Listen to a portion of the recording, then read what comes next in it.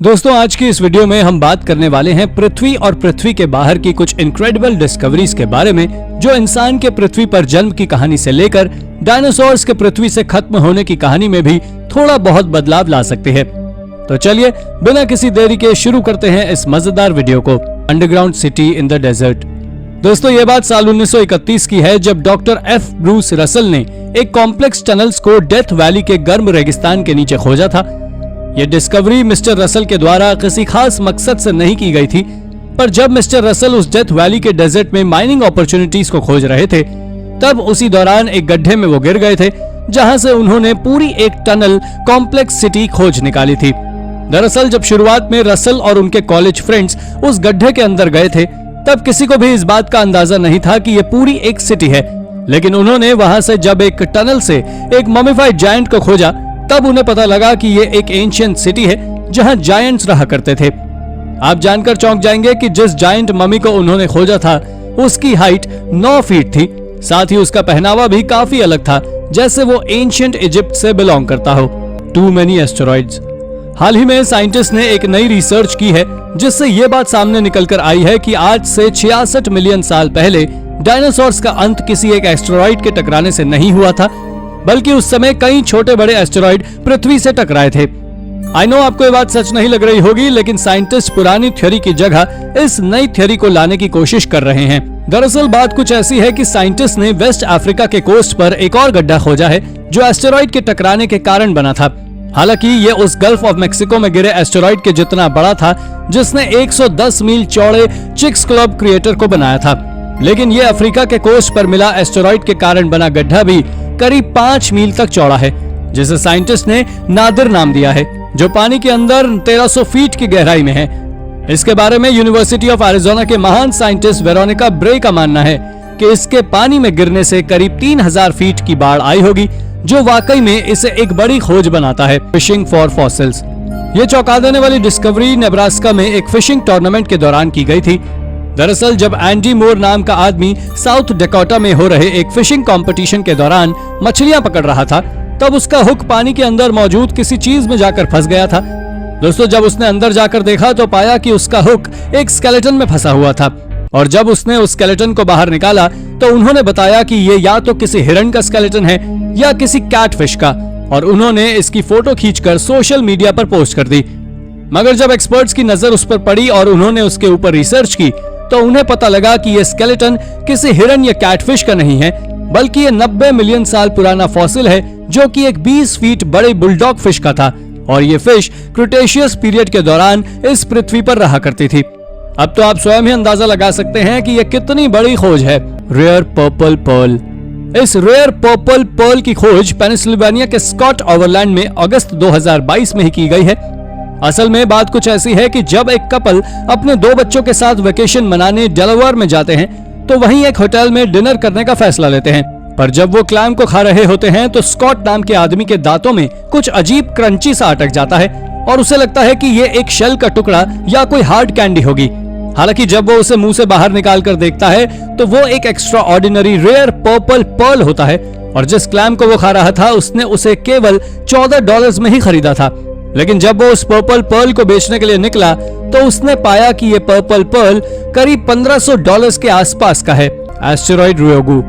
Scientific discovery आज के समय किस लेवल पर है, ये तो आप सभी जानते हैं, पर क्या आप जानते हैं कि साइंटिस्ट ने इसी साल एक ऐसे डस्ट ग्रेन को खोजा था जो हमारे सूर्य से भी ज्यादा पुराना है। आप जान लें कि इसके खोजे जाने के बाद साइंटिस्ट ने दावा किया है कि कहीं ना कहीं हम इंसानों के पूर्वज एलियंस हैं। दरअसल इसकी शुरुआत साल 2014 में हुई थी, जब जापान ने हायाबुसा 2 प्रोब को लॉन्च किया था, और उसका केवल एक मकसद था कि उसे एस्टेरॉइड रियोगु तक जाना था और वहां से अर्थ पर उसके सैंपल को लाना था, और साल 2020 में वो अपने मिशन में सफल हो गया। मगर जब साइंटिस्ट ने उस डस्ट की रिसर्च की, तो पता लगा कि उसमें अमीनो एसिड मौजूद है, जो अर्थ पर जीवन होने के सबसे इंपॉर्टेंट रीजंस में से एक है। और साइंटिस्ट का मानना है कि ये कई 100 मिलियन ईयर पहले इसी तरह के डस्ट पार्टिकल्स की बारिश हुई थी, जो अर्थ पर जीवन का सबसे बड़ा कारण है। वेल कुछ भी हो, पर यह नई डिस्कवरी सच में वियर्ड है, और इसके ऊपर अब भी रिसर्च जारी है। The ritual canoe. दोस्तों हाल ही में आर्कियोलॉजिस्ट ने अर्जेंटीना में पूरी दुनिया के सबसे पुराने कैनोय बरियल को खोजा है, जो आज से करीब 900 सालों से भी ज्यादा पुराना है। जब आर्कियोलॉजिस्ट ने उसको खोलकर देखा तो पाया कि उसके अंदर एक मैपिश वुमेन स्केलेटन है जिसे 1140 एडी के दौरान वहां दफनाया गया था।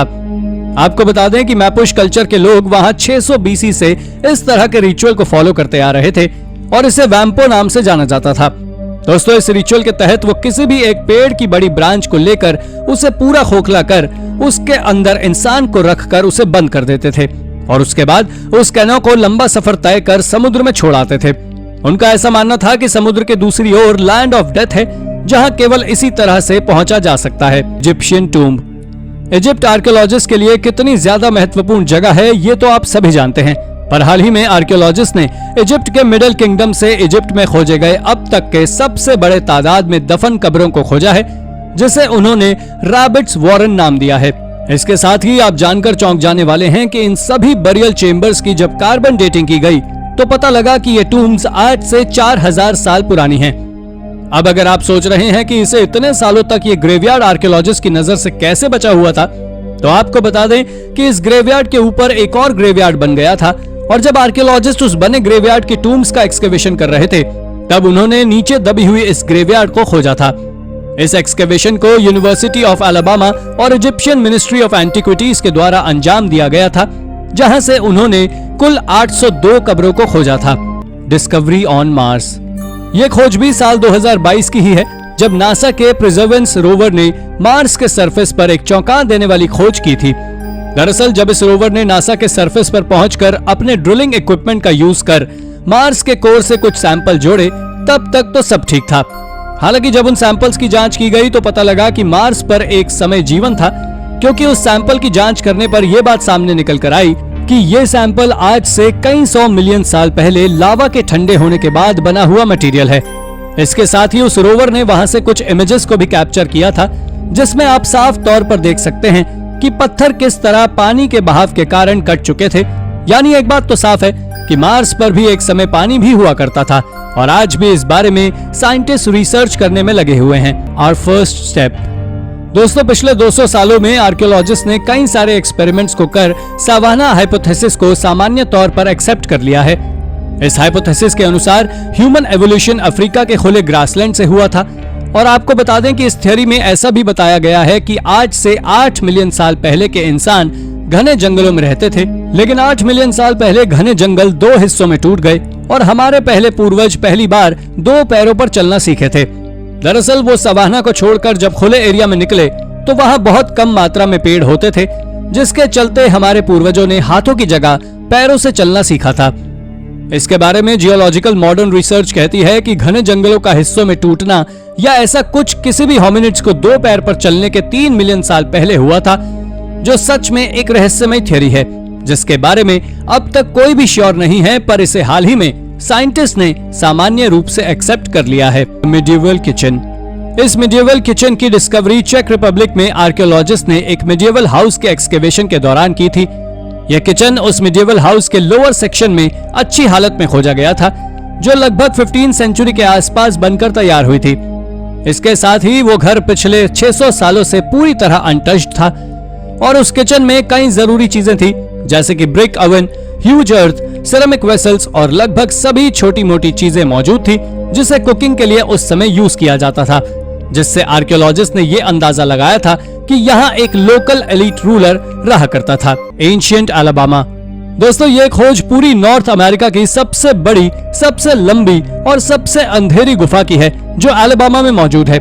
इस केव का नाम 19th अननेम्ड केव है, जो अंदर ही अंदर काफी लंबे एरिया को कवर करती है। आपको बता दें कि इस केव के अंदर एंशिएंट आर्ट भी मौजूद है, जो पिछले 1000 सालों से वहां मौजूद था, पर पिछले कुछ सालों तक किसी को उनके बारे में पता तक नहीं था। मगर हाल ही में जब रिसर्चर्स इस जगह की 3D स्कैनिंग कर रहे थे, तब उन्होंने इस केव और इसके अंदर के आर्ट को खोजा, जिसमें बर्ड्स, इंसेक्ट्स, रैटल स्नेक और कई अजीब इंसानों की तरह दिखने वाले कुछ जीवों के स्कल्पचर बने हुए थे। लेकिन 1000 साल से भी ज्यादा का समय बीत जाने के कारण इस केव के अंदर मौजूद पेंटिंग्स फीकी पड़ चुकी है। और आपको ये बात जानकर हैरानी होगी कि इस केव का एंट्रेंस गेट अब तक आर्कियोलॉजिस्ट ने रिवील नहीं किया है, जो आज तक रहस्यमयी है, लेकिन उन्होंने इसे एंशिएंट अलाबामा नाम जरूर दिया है। नक्कल bone dice in southern Israel.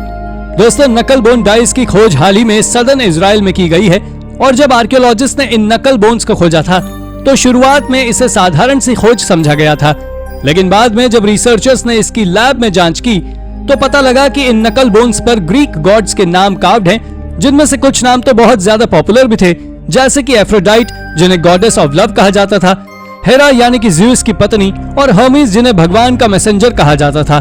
तब तो आप अंदाजा लगा ही सकते हैं कि ये नकल बोन्स कितने ज्यादा रेयर हैं। कई रिसर्चेस बताती हैं कि इन पर गॉड के नाम होने के बावजूद भी इन्हें एक डाइस की तरह यूज में लिया जाता था, वो भी आज से 2300 साल पहले।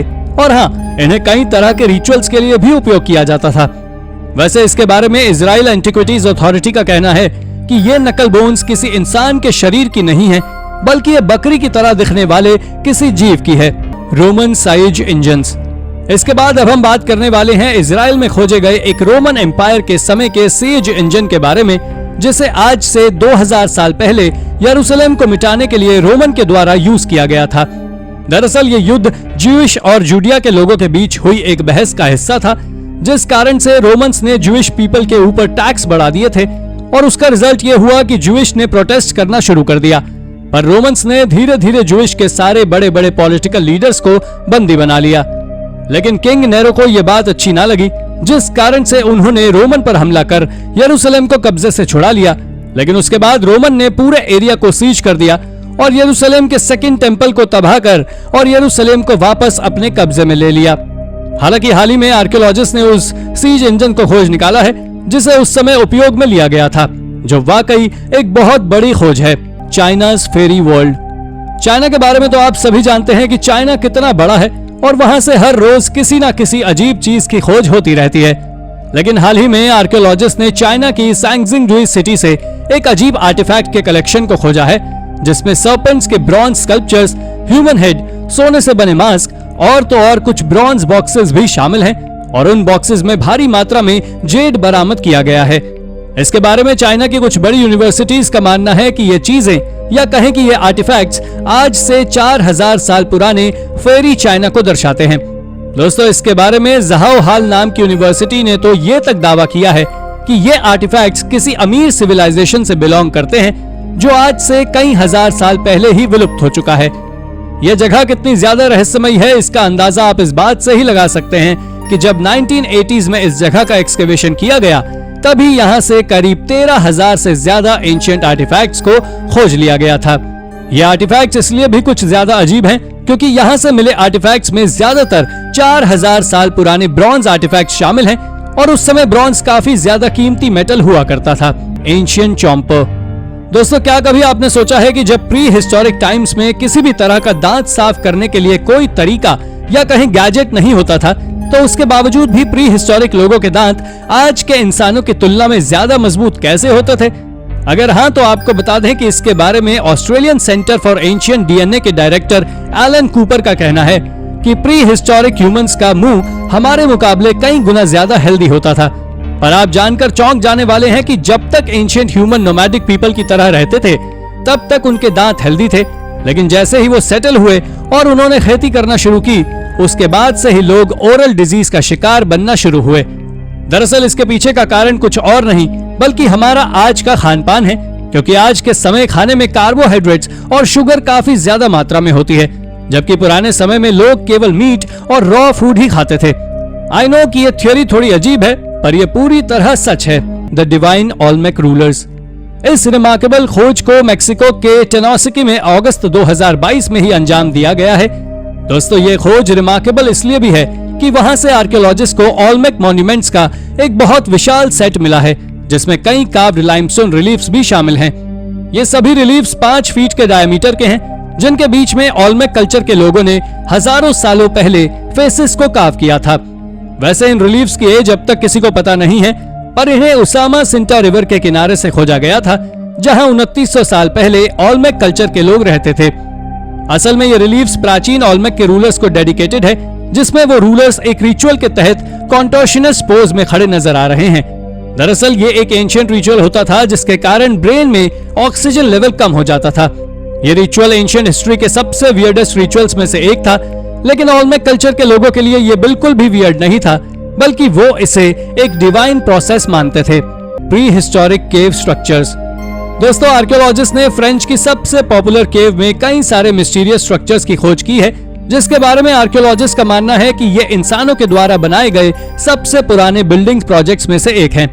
ये स्ट्रक्चर्स आज से करीब 1,75,000 साल से भी ज्यादा पुराने हैं, लेकिन इसके पीछे की मिस्ट्री ये है कि आज तक कोई ये पता नहीं कर पाया कि आखिर इन केव स्ट्रक्चर्स को बनाने का असली पर्पस क्या था।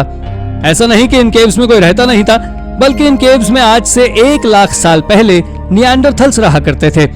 हालांकि अगर इसके अंदर बने स्ट्रक्चर के बारे में बात करें तो इसमें करीब 400 स्टालगमाइट्स का उपयोग किया गया है, जिसे सीलिंग और जमीन पर सजाने के लिए लगाया गया था। यह अब तक खोजे गए सबसे प्राचीन केव स्ट्रक्चर्स में से एक है, जिसे देखने के बाद आप भी चौंक जाएंगे। Spanish Graves.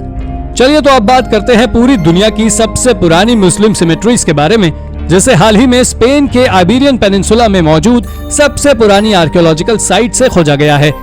यहाँ से अब तक कुल 433 स्केलेटन्स को खोजा जा चुका है, जिनकी कार्बन डेटिंग से पता लगता है कि इनमें से कई सारे स्केलेटन्स तब के हैं जब इस्लाम ने स्पेन पर कब्जा लिया था, क्योंकि इस जगह कई बार मुस्लिम और क्रिश्चियन धर्म के लोगों के बीच भयानक युद्ध भी हो चुका है। मगर इसके कई सालों बाद काफी कोशिश करने के बाद क्रिश्चियन धर्म के लोगों ने इस्लामिक रूलर्स को स्पेन से बाहर निकाल दिया था, जिसके बाद का इतिहास अब तक गायब है और सभी के लिए एक मिस्ट्री बना हुआ है। लेकिन हाल ही में मिली इन ग्रेव से ये बात तो सच साबित होती है कि एक समय पर इस जगह इस्लामिक रूलर्स और क्रिश्चियन रूलर्स के बीच घमासान युद्ध लड़ा जा चुका है। The boy with yo yo. दोस्तों, आज के समय बना हुआ यो-यो असल में आज से 2800 सालों पहले ग्रीक के द्वारा बनाया गया था, जिसे आज दूसरा सबसे पुराना टॉय माना जाता है, क्योंकि ह्यूमन हिस्ट्री का सबसे पहला पुराना टॉय एक डॉल है। इस यो-यो के बारे में ऐसा कहा जाता है कि इसे चाइना में बनाया गया था, उसके बाद ये ईस्ट में पहुंचा और फिर एंशिएंट ग्रीक के हाथों में लग गया, और एंशिएंट ग्रीक के हाथों में जाने के बाद ये काफी ज्यादा पॉपुलर हो गया और ग्रीक पीपल यो-यो की मीनिंग कम कम से मिलाकर देखने लगे, जिसके बाद ग्रीक पीपल इसे लकड़ी से बनाकर तैयार करने लगे और ये पूरी दुनिया में काफी ज्यादा फेमस हो गया। दोस्तों, आपको ये जान लेना चाहिए कि जिस तरह से आज मार्केट्स में मिलने वाले यो-यो पर सुपर हीरोज बने होते हैं, ठीक उसी तरह ग्रीक लोग इस पर भगवान की कार्विंग्स बनाते थे। पर किसी खिलौने पर भगवान की कार्विंग्स को बनाने के बारे में एक्सपर्ट्स का कहना है कि वो इस टॉय को ब्लेसिंग का प्रतीक मानते थे। Ancient Assyrian tunnels. ये बात साल 2014 की है, जब इराक में आइसिस एक्सट्रीमिस्ट घूमने गए थे। तब उन्होंने वहां मौजूद कई सारी टूटी हुई बिल्डिंग्स, श्राइन और भी कई चीजों के वीडियो को बनाकर सोशल मीडिया पर पोस्ट किया था। दोस्तों, जब ये वीडियो आर्कियोलॉजिस्ट के हाथों में लगी और उन्होंने खोज शुरू की तो पाया कि वहां एक एंशिएंट टनल भी मौजूद है, जो पूरी तरह कार्विंग से भरी हुई है, और उन सभी चीजों की कार्बन डेटिंग से पता लगा कि ये कार्विंग्स असीरियन एम्पायर के समय की है। आपको बता दें कि ये बात इतिहास के पन्नों में छिपी हुई है कि इस्लाम, इराक और पर्शिया के पहले वो जगह असीरिया हुआ करती थी, जो एक समय पर मेसोपोटामिया की सबसे बड़ी सिटी भी हुआ करती थी, जिसने 14 से 7 सेंचुरी बीसी तक वहां राज किया था, और उनके सबूत मिलना आर्कियोलॉजिस्ट के लिए किसी खजाने से कम नहीं है। Alien signals. दोस्तों, जून 2022 में चाइना की मिनिस्ट्री ऑफ साइंस ने क्लेम किया कि स्पेस में मौजूद उनकी सैटेलाइट ने कुछ ऐसे सिग्नल्स रिकॉर्ड किए हैं जो कि हमारी दुनिया से अलग हैं। साइंटिस्ट के मुताबिक ये सिग्नल्स किसी एलियन सिविलाइजेशंस के हो सकते हैं जो हमारी धरती से बाहर किसी जगह रहते हों। हालांकि कई साइंटिस्ट चाइना के इस क्लेम को नहीं मानते, क्योंकि उनका मानना है कि पॉसिबली ये सिग्नल्स रेडियो इंटरफेरेंस के कारण भी दूसरे सिग्नल से अलग हो सकते हैं। इसलिए ऑफिशियली अभी इसके ऊपर कुछ भी कहना सही नहीं होगा, बट इन सिग्नल्स के ऊपर रिसर्च अभी भी जारी है। आपको जानकर हैरानी होगी कि मिनिस्ट्री ऑफ साइंस की तरफ से ऑफिशियली ये खबर आने के तुरंत बाद उन्होंने अपनी वेबसाइट से इस खबर को अननोन कारणों की वजह से हटा दिया। लेकिन अब फायदा क्या, इतनी देर में तो यह खबर पूरी दुनिया को लग चुकी थी। अब पूरी दुनिया चाइना के इस खबर की सच्चाई की खोज में जुट गई है कि वास्तव में इसमें कुछ सच्चाई है या फिर हमेशा की तरह सिर्फ Chinese propaganda. The truth of the black death. Black death को दुनिया का अभी तक का सबसे डेडलीस्ट एपिडेमिक माना जाता है, जिसने पूरी दुनिया में करीब 75 मिलियन लोगों को अपने आगोश में ले लिया था। 1346 से 1353 के बीच फैली इस बीमारी के बारे में पहले कहा जाता था कि इसका प्रभाव सिर्फ कुछ ही लोगों को होता था, सबको नहीं। लेकिन आपको जानकर हैरानी होगी कि हाल ही में साल 2022 में साइंटिस्ट की एक रिसर्च ने यह साबित करते हुए कहा है कि ब्लैक डेथ से हर उस इंसान की डेथ हुई थी जिसकी इम्यूनिटी कमजोर थी। रिसर्चर्स इस बात को मानते हैं कि मिडिल एजेस में लोगों के शरीर में मिनरल्स की काफी कमी थी, जिस वजह से ब्लैक डेथ उन्हें काफी इफेक्ट कर रहा था। दोस्तों, इस बीमारी ने 15वीं सदी में आज के कोविड-19 से कहीं ज्यादा उत्पात मचाया था। आपको जानकर हैरानी होगी कि इस रिसर्च को करने के लिए साइंटिस्ट ने करीब 400 स्केलेटन्स के ऊपर रिसर्च की थी, जिसके फलस्वरूप ये रिसर्च हमारे सामने आ पाई है। Science on Europa. दोस्तों, हमारे सोलर सिस्टम के सबसे बड़े प्लैनेट जुपिटर के बारे में रिसेंटली पब्लिश्ड एक रिसर्च ने तहलका मचा दिया। दरअसल इस रिपोर्ट में कहा गया था कि नासा के वैज्ञानिक इस बात को मानते हैं कि जुपिटर का एक मून, जिसे हम यूरोपा के नाम से जानते हैं, उसके आइसी फ्रीज सरफेस के नीचे लिक्विड शेप में पानी है। वुड्स होल ओशनोग्राफिक इंस्टीट्यूशन के साइंटिस्ट टिम शैंक बताते हैं कि दुनिया में जीवन की शुरुआत पानी से हुई थी, इसलिए अर्थ पर मौजूद हर उस जगह जीवन है जहां जहां पानी है, भले ही वो ऐसी जगहें क्यों ना हो जहां पर रोशनी का नामो निशान तक ना हो। इसलिए इस बात में अगर सच्चाई है कि यूरोपा का इनर सरफेस पानी से भरा हुआ है, तो फॉर श्योर इस जगह पर भी समुद्री जीवन हो सकता है। पॉसिबली ये जगह पर बड़े बड़े जायंट्स का घर हो। Exotic black hole. साल 2022 में स्पेस रिसर्च साइंटिस्ट ने एक ऐसा मिस्टीरियस ब्लैक होल खोज निकाला है जो अभी तक मिले बाकी ब्लैक होल से काफी अलग है। नॉर्मली एक स्टार के खत्म होने पर जब वहां के एरिया की ग्रेविटेशनल फोर्सेस बढ़ जाती हैं, तब तक एक्सप्लोजन के साथ ब्लैक होल्स का निर्माण होता है।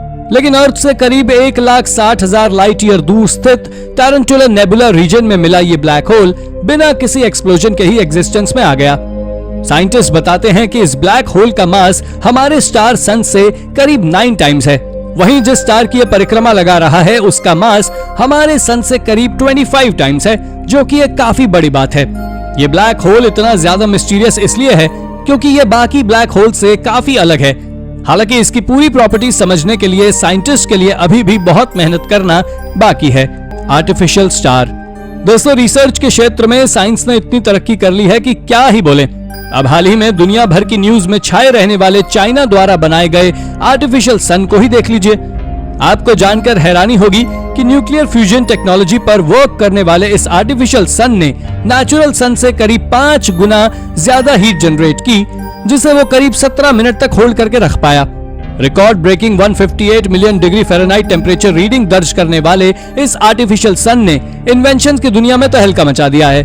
दोस्तों, ऐसा इसलिए है क्योंकि न्यूक्लियर फ्यूजन को नीट एंड क्लीन एनर्जी के सोर्स के रूप में देखा जाता है। इसलिए अगर चाइना का यह प्रोजेक्ट सक्सेसफुल साबित होता तो दुनिया में ये एक रेवोल्यूशनरी चेंज लाने वाला है, क्योंकि पॉल्यूशन से भरी इस दुनिया में क्लीन एनर्जी की हर देश को जरूरत है। The balancing rock. स्पेस के बारे में तो हमेशा ही रिसर्च वर्क जारी रहता है, but at present Mars space scientist की सबसे बड़ी प्रायोरिटी है, जहां पर वो सालों से जीवन की खोज में जुटे हुए हैं। इस रिसर्च में नासा ने साल 2021 में मार्स पर अपने परसेवरेंस रोवर्स भेजे थे, जिन्होंने वहां से कई सारे ऐसे एविडेंस भेजे जिससे यह पता लग सकता है कि मार्स पर ऐसा बिल्कुल भी नहीं था जैसा कि वो आज दिखता है। दरअसल वहां मौजूद रिवर्स और माउंटेन्स के सबूत इस बात की पुष्टि करते हैं कि किसी जमाने में ये प्लैनेट काफी ज्यादा हरा भरा हुआ करता था। शायद ही आपको मालूम हो कि इन रोवर्स द्वारा भेजी गई इस इमेज में एक ऐसी बैलेंसिंग रॉक भी दिखाई दी जो बिना किसी सपोर्ट के एकदम बराबर माउंटेन टॉप पर रखी हुई थी। इनको देखकर ऐसा लग रहा था मानो इसे किसी ने उस जगह जमाया हो। अनप्रेडिक्टेड ग्रेविटेशनल फोर्स वाले इस प्लैनेट पर इस तरह का बैलेंसिंग रॉक का होना अपने आप में एक अनोखी बात है। The James Webb telescope. Space research की दुनिया में दिन ब दिन नए नए आयाम गढ़े जा रहे हैं, जिसमें अंतरिक्ष को चीरते हुए हम इंसान अपार संभावनाओं वाले अंतरिक्ष को और भी नजदीक से जानने के काबिल बनते जा रहे हैं। स्पेस रिसर्च के इसी क्रम में सबसे बड़ा रोल प्ले किया है जेम्स वेब टेलीस्कोप ने, जिसके बारे में क्लेम किया जाता है कि यह टेलीस्कोप अभी तक दुनिया का सबसे एडवांस टेलीस्कोप है, जो धरती से लाखों लाइट ईयर दूर स्थित गैलेक्सीज की फोटोज क्लिक कर सकता है। दोस्तों, इस टेलीस्कोप के लॉन्च होने के मात्र एक हफ्ते बाद ही इसने दुनिया की अभी तक मिली सबसे पुरानी गैलेक्सी की तस्वीर निकाली, जिसकी उम्र करीब 13.5 बिलियन ईयर्स है। इस गैलेक्सी के मिलने से हाल फिलहाल ये तो कंफर्म हो गया है कि अंतरिक्ष उससे भी काफी पहले से मौजूद में है, जैसा कि हम मानते हैं। आई होप कि ये टेलीस्कोप ऐसी ही इंटरेस्टिंग रिसर्च हम सभी के सामने लाता रहे, जिससे हमें ऐसे ही अपने अंतरिक्ष के बारे में जानकारी मिलती रहे। Death of the pedal fish. दोस्तों, दुनिया में डायनासोर्स के वक्त से एग्जिस्टेंस में रहने वाली चाइनीज पैडल फिश को साल 2022 में ऑफिशियली एक्सटिंक्ट करार दे दिया गया।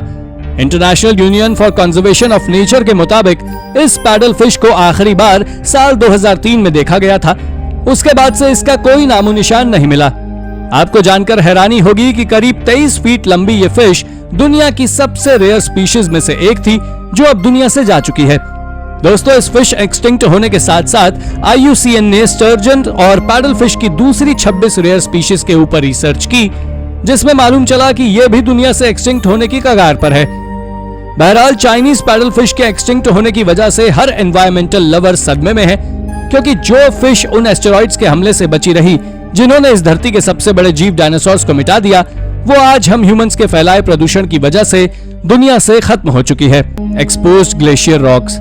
साल 2022 में कैनेडियन सिटी विक्टोरिया के सी शोर्स पर लो टाइड्स और शोर से पानी खिसकने के चलते सालों से पानी में दफन कुछ चट्टानें दिखाई देने लगी हैं। इन चट्टानों में ज्यादातर चट्टानें ग्रेनाइट की बनी हुई हैं, लेकिन इस जगह पर एक बड़ी सी चट्टान ऐसी भी है जो कि नॉर्मल ग्रेनाइट की नहीं बनी है। यूनिवर्सिटी ऑफ विक्टोरिया के प्रोफेसर एडविन निसन के द्वारा की गई रिसर्च के मुताबिक ये चट्टान यहाँ की नहीं है, बल्कि ये चट्टान नॉर्दर्न वैंकूवर के ग्लेशियर्स के पिघलने से पानी के बहाव के साथ इधर तक आई है। एडविन ये भी बताते हैं कि ये चट्टान करीब 10,000 से लेकर 20,000 साल पहले इस जगह आ गई होगी। पब्लिश रिपोर्ट्स के आधार पर यह कई बार सामने निकल कर आया है कि पैसिफिक का ये एरिया हजारों साल पहले ग्लेशियर से भरा हुआ था, जो धीरे धीरे टेम्परेचर राइज होने की वजह से पिघल गया और उनकी चट्टानें ऐसे ही पानी के चलते जगह जगह जाकर डिपॉजिट हो गईं। The domestication of olives.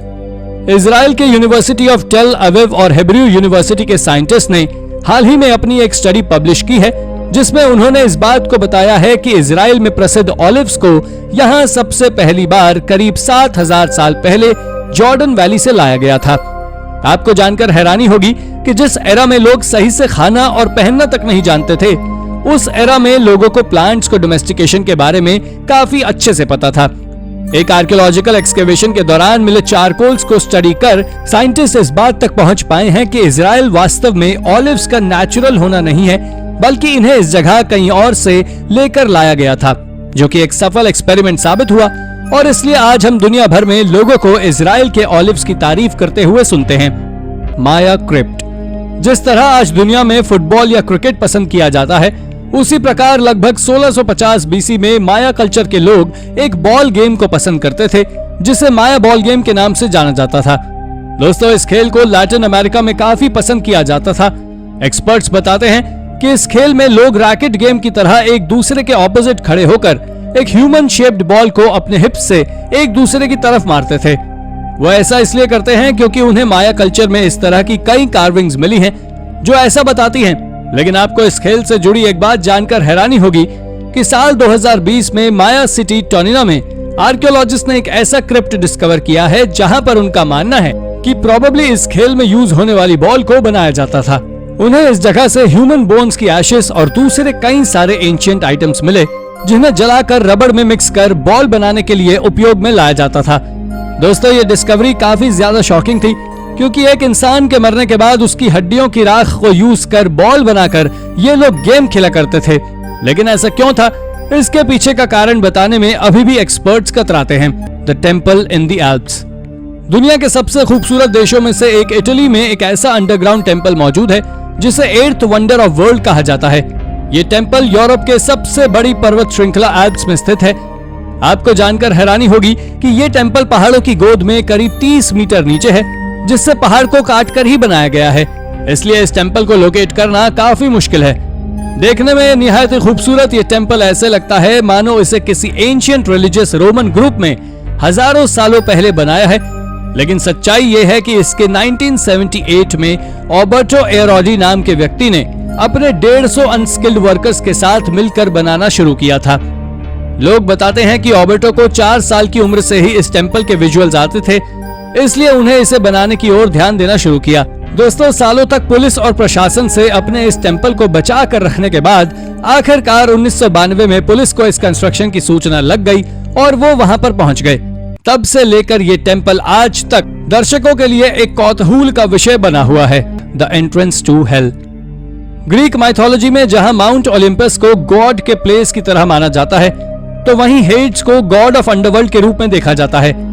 आपको जानकर हैरानी होगी कि इस कॉन्सेप्ट से प्रेरणा लेकर आर्कियोलॉजिस्ट ने टर्की के हायरोपोलिस में एक ऐसी जगह को खोज निकाला है जो हेड्स की थ्योरी को सही साबित करते हैं। इस जगह पर कई सारे हॉट स्प्रिंग्स के स्रोत हैं, जिनके बारे में बिलीव किया जाता था कि इस जगह पर पूरी दुनिया के लोग आकर नहाकर अपने गॉड्स की पूजा करते थे। इसी जगह पर आर्कियोलॉजिस्ट को एक रहस्यमय अंडरग्राउंड गुफा मिली है जो हेड्स की थ्योरी को पूरी तरह सपोर्ट करती है। दरअसल इस गुफा के अंदर अगर कोई भी जानवर आता है तो वो वहीं मर जाता है, और अगर कोई इंसान इसमें जाता है तो वो बहुत ज्यादा बीमार हो जाता है। कुल मिलाकर हेड्स की जो कहानी बताई गई थी, ये जगह उसको सही साबित करती है। हालांकि वो बात अलग है कि सच्चाई ये है कि इस जगह पर सल्फर की मात्रा अधिक होने की वजह से टॉक्सिक गैसेस निकलती हैं, जिस कारण से इस लिविंग बींग्स के लिए ये जगह खतरनाक है। Oldest ground water. जुलाई 2022 में साइंटिस्ट की एक टीम को अफ्रीका के जोहानिसबर्ग की एक गोल्ड माइन की खुदाई के दौरान दुनिया का सबसे पुराना ग्राउंड वाटर मिला है। दोस्तों, इस ग्राउंड वाटर के लिए कहा जा रहा है कि ये आज से करीब 1.2 बिलियन ईयर पुराना है। साइंटिस्ट का मानना है कि जमीन से करीब 3 किलोमीटर नीचे मिले इस पानी की वजह से अब साइंटिस्ट को नेचुरल एनर्जी प्रोडक्शन और अर्थ क्रस्ट में उसके स्टोरेज के बारे में और भी ज्यादा जानने को मिल सकेगा। इस डिस्कवरी के सूत्रधार रहे साइंटिस्ट ओलिवर वॉर ने इस डिस्कवरी को Pandora box of helium and hydrogen producing power नाम दिया है, जो आगे चलकर रिसर्च के क्षेत्र में एक लैंडमार्क डिस्कवरी बनने वाली है। Vikings Heidi holes. दोस्तों, आयरलैंड के डबलिन में एडवेंचर के शौकीन जोई थॉम्पसन ने अपने इस शौक की वजह से एक एंशिएंट वाइकिंग हाइडी होल ढूंढ निकाला है। जो थॉम्पसन द्वारा एक्सप्लोर्ड ये होल करीब 800 सालों से वहां पर मौजूद था, लेकिन किसी को भी इसका पता मालूम नहीं था। और सबसे बड़ी बात तो ये थी कि जिस खेत में ये होल था वो खेत जो के दोस्त का था, और उसी ने जो को इसके बारे में बताया था। जब जो को इसके बारे में पता चला तो वो बिना कुछ सोचे समझे इसमें चला गया। करीब 800 सालों में पहली बार ऐसा हुआ था जब कोई इंसान इसमें गया हो। यहाँ के लोकल्स बताते हैं कि इस एरिया में ऐसे और भी कई सारे होल्स हैं जो उसी टाइमलाइन के हैं। हालांकि यहाँ की अथॉरिटीज इस बात को कहने में पूरी तरह मानने में कतराती है कि ये वाइकिंग्स होल ही है, क्योंकि उनका मानना है कि पॉसिबली यहाँ के लोकल्स ने ये होल्स बनाए हों जिससे वो वाइकिंग्स के हमले से खुद को और खुद के अनाज को बचा सकें। The guardian exchange. Cold war के दौरान जब पूरी दुनिया पर न्यूक्लियर बॉम्ब का खतरा मंडरा रहा था, तब दुनिया के लगभग हर देश में ऐसी कई बंकर्स का निर्माण हो रहा था जो न्यूक्लियर हमला होने पर भी उसके प्रकोप को झेल सके और काम कर सके। ऐसा ही एक बंकर निकलकर सामने आया यूके के मैनचेस्टर में। गार्डियन टेलीफोन एक्सचेंज नाम से बनाया गया ये टेलीफोन बंकर अमेरिका से कम्युनिकेशन के लिए बनाया गया था, जिसमें एकमात्र एक ही काम था, अगर यूके पर न्यूक्लियर हमला हुआ तो कम से कम ये बंकर इंफॉर्मेशन को सप्लाई तो करता रहेगा। आपको जानकर हैरानी होगी कि इस बंकर की सिर्फ 2 ही ओपनिंग थी, एक चाइना टाउन में और दूसरी पिकाडिली होटल के पीछे। रिपोर्ट्स बताती हैं कि 1954 से 1957 के बीच बनने वाले इस बंकर को करीब 1968 तक क्लासिफाइड सीक्रेट रखा गया, लेकिन जब दुनिया से न्यूक्लियर हमले का खतरा टल गया तब से लेकर आज तक ये बंकर खाली ही पड़ा है। और साल 2004 में इस जगह लगी आग ने तो उन टेलीफोन लाइंस को भी नष्ट कर दिया जो इस बंकर की आखिरी निशानी थी। Underground bowling alley. दोस्तों, हॉट स्प्रिंग्स के लिए मशहूर यूएस स्टेट आर्कनसास के प्रसिद्ध वेटली होटल के नीचे एक ऐसी मिस्टीरियस अबैंडन्ड बोलिंग एली मौजूद है जिसके बारे में अभी तक लोगों को पता ही नहीं था। कहते हैं कि आज जहां पर यह वेटली होटल है, उस बिल्डिंग को 1904 में डॉक्टर्स ऑफिस और ड्रग स्टोर्स के लिए बनाया गया था। लेकिन जब यह हिडन बोलिंग एली सबके सामने आई तब हर कोई सोचने पर मजबूर हो गया कि आखिर ऐसी जगह पर इस एली का क्या काम। आपको जानकर हैरानी होगी कि जब इस शक को दूर करने के लिए यहाँ की अथॉरिटी सामने आई तो उन्होंने बताया कि किसी जमाने में यह लोकेलिटी पूरे अमेरिका के माफियाज का पसंदीदा स्पॉट हुआ करता था, जहां पर वो अलग अलग जगहों से मौज करने के लिए आते थे। इसलिए उन्होंने ही अपनी सीक्रेट मीटिंग्स और अपने ऐशो आराम के लिए इस बोलिंग का निर्माण करवाया, जिसके ऊपर बाद में एक बिल्डिंग बना दी जो साल दर साल अलग अलग कामों में ली जाती रही। यही जगह आज वेटली होटल के नाम से कई टूरिस्ट को अपनी ओर आकर्षित करती है। Mysterious underground passage.